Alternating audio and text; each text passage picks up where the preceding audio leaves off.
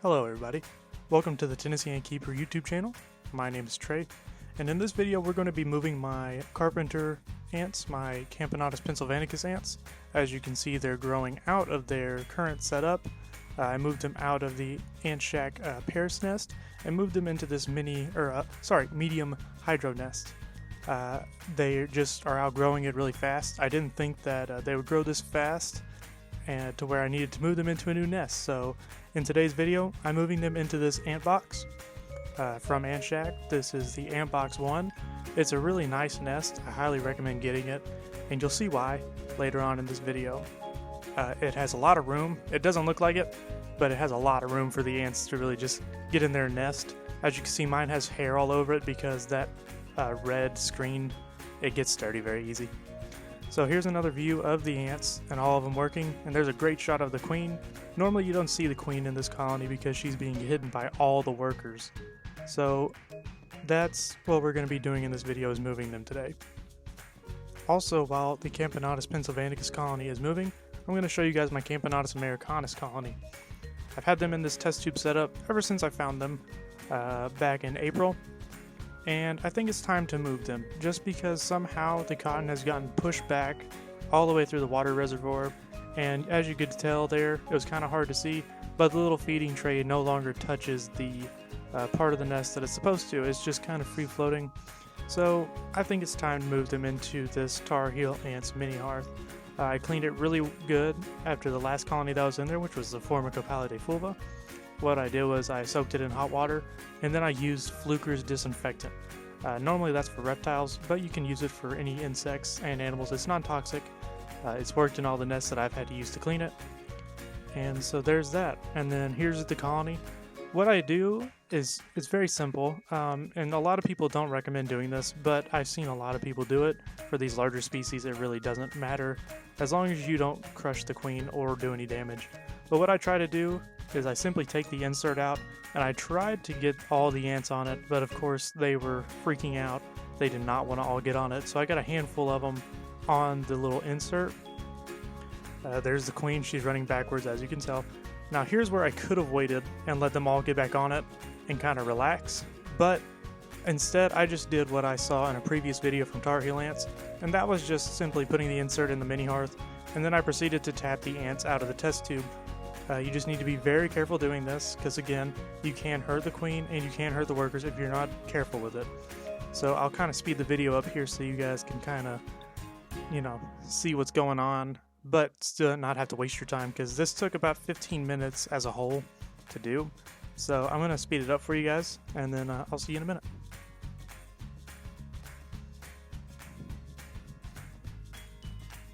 Really quick before I do speed it up, if you couldn't tell, all those huge little pellet looking things that fell out, those were cocoons. So those are new workers. These are all nanitics right now that this colony has. They do not have anything beyond that. These are really slow growing ants, so you want to make sure you're very careful with them if you are having to do this process of moving them into something new. I try to be as careful as possible. To some, it might look like I was just beating the absolute heck out of this test tube in the video and the time lapse, but I promise you I was not. I've got really shaky hands, so honestly I kind of just let my hands do all the work. So I'm going to go ahead and speed it up here, because this is where it does take a long time, and we'll see you in a minute.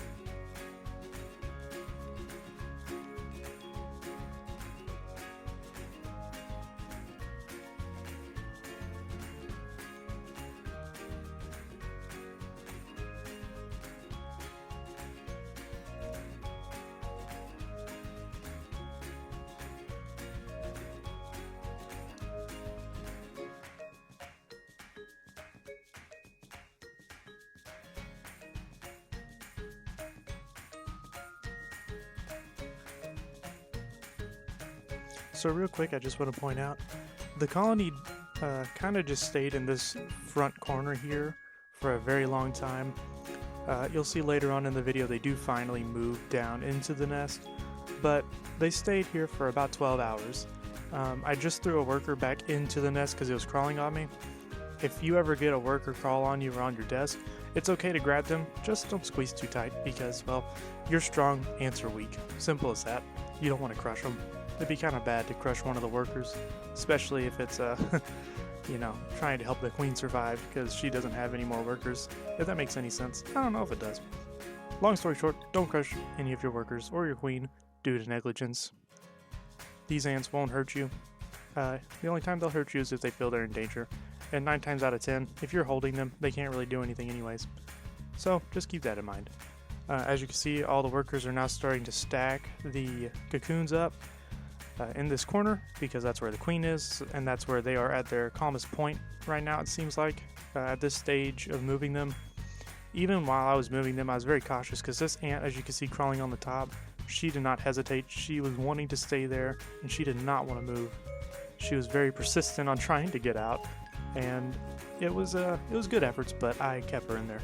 She didn't get out. She managed to stay in, and you can tell in the nest there's little yellow specks. It's kind of hard to see because I'm using natural light here with the sun, and I also have a white halo light, but those little yellow specks are eggs or, you know, beginning to pubate, whatever. And what I do later in this video, I don't know if I captured it or not, but I used a Q-tip that was wet.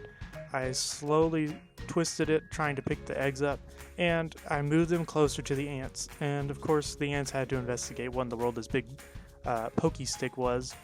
But after they saw what was on the Q-tip, they stopped, you know, hesitating to try to attack the Q-tip, and they were just casual about it and took the eggs.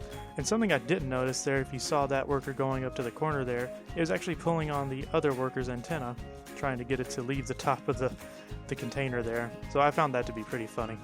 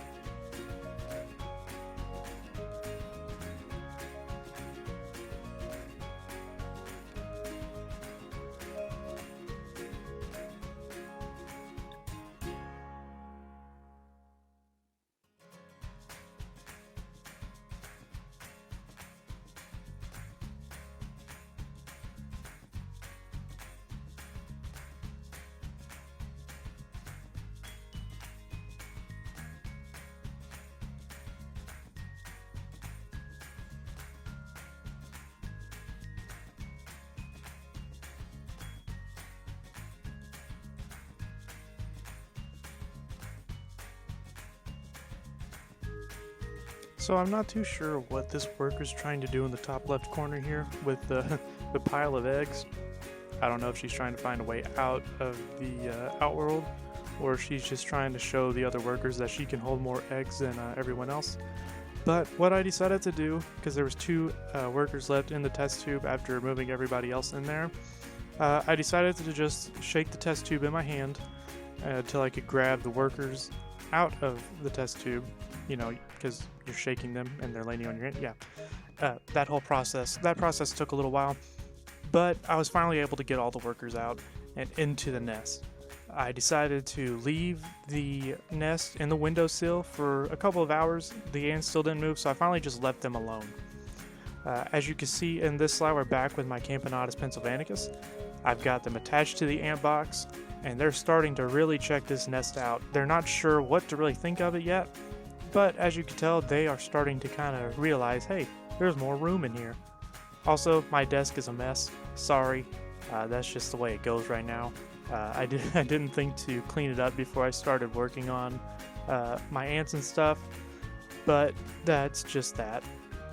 So what I did pretty much was just connect the nest to the new nest in the outworld, and I just left them there. I left a light on them, and you'll see here in a second, this is what it looks like about 9 hours later. These ants don't take long at all to move. They move relatively quick.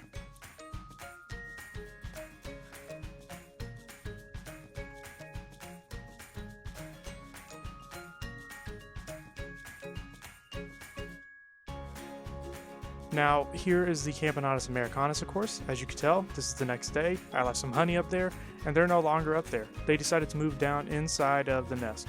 So again, this process took, I guess, 12 hours. I wouldn't say 24 hours because I checked on them around 10 o'clock in the morning. I started this process about 1 p.m. the day before. So they are taking a liking to it. I think they're going to really enjoy all the room that they have. And in this next video, I just showed that I took the nest apart. Ant shack stuff, it seems like it doesn't come apart, but you just need a really tiny flathead screwdriver to really wedge your way between the plastic and the glass. Just make sure you don't push too hard on the plastic and glass because you can snap this stuff. It's very, very easy to snap since it is plastic. But what I did was I used a toothbrush and some soap, some Dawn soap to try to get that grease out. Well, it's not really grease, but like the mold and stuff. I couldn't get all of it, unfortunately, but this is what the Camponotus americanus test tube looked like. I don't know how in the world the cotton got pushed back so far, but this is the first time I've used a test tube and kept ants in it for multiple months on end, and the cotton didn't get gross. So with all that being said, guys, all the ants have moved in. They're doing great so far. This video is being put up on Saturday afternoon, as this is the time that I'm also recording this voice overlay. And the ants are all doing great. I've been feeding them. They've all been coming up to eat, checking out their nests and their outworlds. They're really enjoying it. So with all that being said, guys, I hope you enjoy this video. Don't forget to like, comment, and subscribe if you haven't subscribed yet. At the time of recording this video, we're at 97 subs. I plan on doing another giveaway at 100 subs, so don't forget to share this video with all your friends and your family. I try to keep this content family friendly, of course, as all of you know that have been sticking around. We're just here for fun and to spread the love of ants. We're not here to be bullies or anything, crazy like that. So with all that being said and all that mumbo jumbo being said, I hope you guys enjoyed it. Again, don't forget to like, comment, and subscribe. Stick around, leave a comment. I will try to get back with you as soon as I can. I love reading your guys' comments and interacting with you all. The next video, I'm hoping to show off some of my Phaedoli. One of my Phaedoli colonies that I'm personally keeping and not selling on Ants Canada's GAN website is just had 2 workers emerge, and he closed, so that's very exciting. I'm excited to show you guys them. And with all that being said, again, guys, I'm just going to stop yammering on, and I will let you guys have a great rest of your day. So we'll see you later. Bye, guys.